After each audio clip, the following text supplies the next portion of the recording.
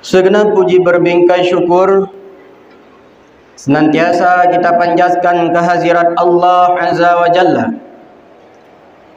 atas limpahan rahmat dan karunia-Nya sehingga kita dapat berhadir di sebuah tempat yang penuh berkah. Rahmat dan sejahtera senantiasa kita doakan semoga Allah Ta'ala limpahkan kepada baginda Nabi besar Nabi Muhammad sallallahu alaihi wasallam, diiring daripadanya kepada para al-sahabat beliau sekalian, para alim ulama, tabi'in, mutaqaddimin dan mutaakhirin, serta para ulama yang mu'tabar. Ta'zim wa takrim yang mulia, guru kita bersama, imam masjid yang kita cintai ini. Ta'zim wa takrim yang mulia, segenap badan pengurusan masjid. Ta'zim wa takrim yang mulia, guru-guru kami. Ta'zim wa takrim yang mulia kepada seluruh para jamaah Jumat yang dirahmati oleh Allah. Hadirin kaum muslimin, para jamaah Jumat yang dirahmati oleh Allah. Tanpa terasa, sekarang ini kita sudah berada di penghujung sebuah bulan yang cukup agung dan mulia, yang berbeda dengan bulan-bulan yang lain. Untuk menguraikan kemuliaan yang ada pada bulan ini, sungguh tidak sanggup kita hitung dengan nalar manusia. Cukup saja kita pahami sebuah kata baginda Rasulullah, "Lau ta'lamu ummati ma fi Ramadan, la tamannau anna sanata kulluha Ramadan." Seandainya umatku mengetahui apa saja yang terkandung dalam bulan Ramadan, sungguh mereka menginginkan 12 bulan dalam setahun Allah Ta'ala ciptakan itu semuanya bulan Ramadan. Begitu kemuliaan-kemuliaan yang ada di dalam bulan Ramadan. Inilah sebabnya baginda Rasulullah sallallahu alaihi wasallam 2 bulan sebelum tiba bulan Ramadan duluan memanjatkan doa pada Allah. Allahumma barik lana fi Rajaba wa Sya'bana wa ballighna Ramadan. Ya Allah, berkatilah umur kami dalam bulan Rajab dan Sya'ban. Sampaikan umur kami ya Allah dalam bulan Ramadan. Kenapa demikian? Karena keagungannya yang luar biasa pada bulan yang kita lalui ini. Akhirnya orang-orang yang benar menjalani bulan Ramadan ini benar-benar bulan ibadah dan diketahuikan tentang kelebihannya. Kepergian Ramadan ini merupakan bagaikan kepergian seseorang yang sangat kita kasih dan kita sayang dalam kehidupan. Akan merasakan kesedihan yang mendalam dengan kepergiannya, bukan merindukan dengan datang lebarannya. Karena keagungan yang luar biasa di dalam bulan Ramadan. Di antara keagungan-keagungan di dalam bulan Ramadan, Allah Ta'ala mendidik kita untuk menjadi seseorang yang Allah Ta'ala janjikan syurga, yaitu lewat pangkat muttaqin yang diberikan kepada kita. Sebagaimana Allah Ta'ala berfirman dalam Al-Quran, Bismillahirrahmanirrahim, Ya ayyuhalladzina amanu kutiba alaikumus siyam kama kutiba alal ladzina min qablikum la'allakum tattaqun. Allah memanggil jiwa-jiwa yang beriman. Wahai orang-orang yang beriman, diwajibkan bagimu puasa sebagaimana telah Allah Ta'ala wajibkan kepada orang sebelum kamu, la'allakum tattaqun, agar kita menjadi orang yang bertakwa. Inilah hadirin hakikat daripada tujuan puasa Ramadan yang diwajibkan bagi kita oleh Allah. Maka apabila pangkat takwa kita tidak mendapatkan dalam bulan Ramadan, maka masuk kita dalam bulan Ramadan dan keluar kita dalam bulan Ramadan ini sia-sia. Kalau begitu, apa yang dikatakan dengan takwa? Biar kita mengakui, biar kita mengetahui apakah nantinya kita sudah termasuk orang yang muttaqin atau belum. Para ulama memberi pengertian takwa ini dengan imtithalul awamirillah wajtinabun nawahi, adalah menjunjung tinggi segala perintah Allah dan menjauhi segala larangannya. Lebih detail lagi menjelaskan oleh ulama, itu bukan definisi dengan takwa, melainkan itu merupakan implementasi daripada seseorang yang bertakwa. Kalau mau kita kaji yang mendalam, arti daripada takwa sebagaimana Rasulullah sallallahu alaihi wasallam pernah mengisyarahkan, at-taqwa hahuna. Rasul memberi pengertian takwa. Apa pengertian takwa itu? Ada di sini, kata Rasul. Takwa ada di hati. Arti daripada takwa adalah takut. Dengan kita takut kepada Allah, maka berefek ringanlah anggota kita, ringanlah tubuh kita untuk melakukan segala perintah Allah dan untuk menjauhi segala larangan Allah. Itulah hakikat daripada takwa. Sama halnya seperti kita takut kepada harimau, Pak.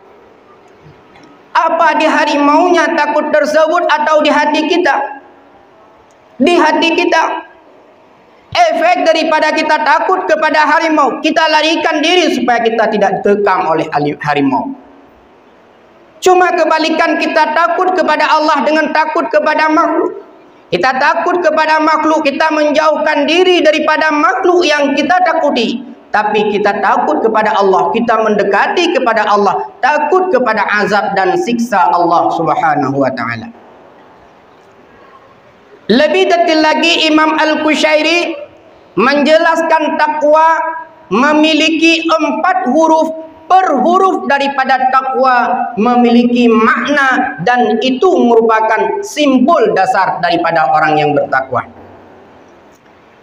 Yang pertama, Imam Al-Qushairi menjelaskan ta.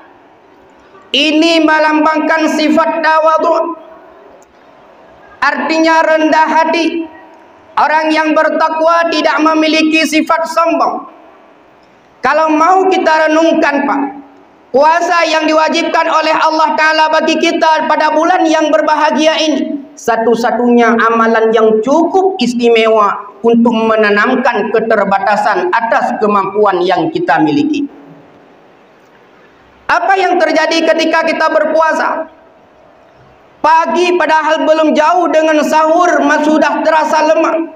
Tapi bayangkan setelah tergelincir matahari cukup merasa lemah. Dari sini terbitlah kesadaran dalam hati kita. Apa yang mau saya persombongkan di hadapan Allah? Orang kaya tetap wajib juga berpuasa. Orang miskin kadang berhari-hari berpuasa. Orang punya pangkat dan jabatan wajib juga berpuasa. Rakyat jelata wajib juga berpuasa. Sehingga tidak ada arti jika kita bandingkan dengan kekuasaan Allah.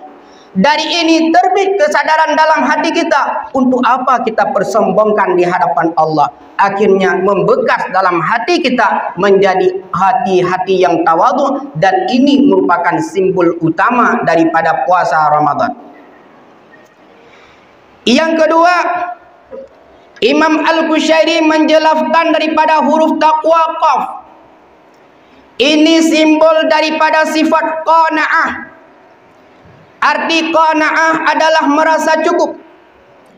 Puasa melatih kita untuk jadi seseorang yang merasa cukup. Sebuah pengalaman kita ketika hampir berbuka. Semuanya makanan pingin kita beli, pingin kita siapkan untuk berbuka nanti. Kita yang kadang-kadang ada di kampung turun ke kota, kita lihat makanan berbagai macam pingin kita beli. Kita lihat mie goreng itu pun kita beli. Kita lihat ada pecal itu pun kita beli. Begitu juga kuih-kuih yang kita lihat semuanya kita beli. Kita perhatikan kepada air cindul kita beli. Ada air rujak itu pun ingin kita beli. Kemudian ada es bandung itu pun kita beli. Semuanya kita beli. Sepanjang hari kita tumpukan berbagai macam makanan dan minuman. Keinginan kita tatkala tibanya berbuka, nanti kita santap seenak-enaknya. Tapi pertanyaannya hadirin, seberapa yang kita sediakan dan seberapa yang kita makan kala berbuka nanti? Tidak lebih, paling-paling yang sanggup kita konsumsi hanya sebungkus nasi dengan segelas air. Ini Ramadan memberi pelajaran kepada kita, mengajarkan kita untuk modal dalam kehidupan. Sifatnya takwa adalah lewat qanaah, merasa cukup. Soalnya puasa mengatakan pada kita, wahai orang yang berpuasa, ini pelajaran penting pada hari yang berbahagia ini. Begitu keinginanmu cukup banyak, tapi kemampuan yang mampu kita makan hanya sedikit. Nanti kamu ketika keluar daripada bulanku, apabila kamu berhadap tidak kepada harta, maka pertimbanglah seberapa kebutuhan yang kita miliki. Apabila kita hadap kepada harta bukan pada kebutuhan yang kita miliki, akan tetapi mengacu kepada keinginan kita, ini sungguh tidak cukup-cukup, Pak. Kita punya mobil yang kecil, yang sederhana, butuh lagi kepada mobil yang mewah. Kita punya rumah 1 tingkat, kita butuh kepada rumah 2 tingkat. Kita punya lahan bisa jadikan lapangan sepak bola, masih ada keinginan kita punya kebun yang berhektar-hektar. Kebun yang kita miliki sudah berhektar-hektar, kita lihat gunung, yang pas gunung kita kuasai. Tiba atas gunung gak nampak daratan, ada lautan. Enaknya lautan kita pagari. Setiba kita ke lautan kita tidak bisa melihat daratan yang ada langit. Pasnya langit pun kita huni. Itu prinsip apabila tidak ada sifat qanaah. Pelajaran penting dalam bulan ini adalah Ramadan mendidik kita untuk menjadi seorang yang bertakwa lewat sifat qanaah. Yang ketiga, secara singkat dijelaskan oleh Imam Al-Qushairi daripada kata-kata takwa adalah waw. Ini bersimbol daripada sifat wara, artinya menjaga diri daripada barang syubhat, apalagi barang haram. Puasa mendidik kita menjadi orang yang bertakwa. Puasa mendidik kita agar kita menjadi orang yang punya ciri-ciri orang yang bertakwa lewat sifat wara. Sebagaimana yang kita bisa menahan diri daripada terbitnya matahari hingga terbenam matahari. Maka seperti itu juga ketika kita berhadap dengan harta-harta yang kurang jelas kehalalannya, kita mampu menahan diri tidak menyentuhnya, melainkan itu benar-benar halal. Yang terakhir, Imam Al-Qushairi menafsirkan daripada huruf yang terakhir daripada kata-kata takwa adalah iya. Ini bersimbol daripada sifat yakin. Kita orang yang bertakwa harus ada keyakinan dalam dada kepada Allah. Ini puasa memberi pelajaran kepada kita pada hari yang berbahagia ini. Sebagaimana kita puasa tidak bisa dilihat orang, tapi kita berpuasa, nanti seluruh perintah Allah walaupun tidak dilihat orang tetap wajib kita kerjakan. Nanti selesai ini seluruh kemungkaran Allah walaupun tidak dilihat orang wajib kita hindarkan atas semata-mata keyakinan kepada Allah. Sebagaimana yakin kita kepada Allah, puasa dengan tidak dilihat oleh manusia. Hadirin kaum muslimin, para jamaah Jumat yang dirahmati oleh Allah. Mungkin sedikit di penghujung bulan Ramadan ini, beberapa malam lagi kita memasuki dalam bulan Syawal.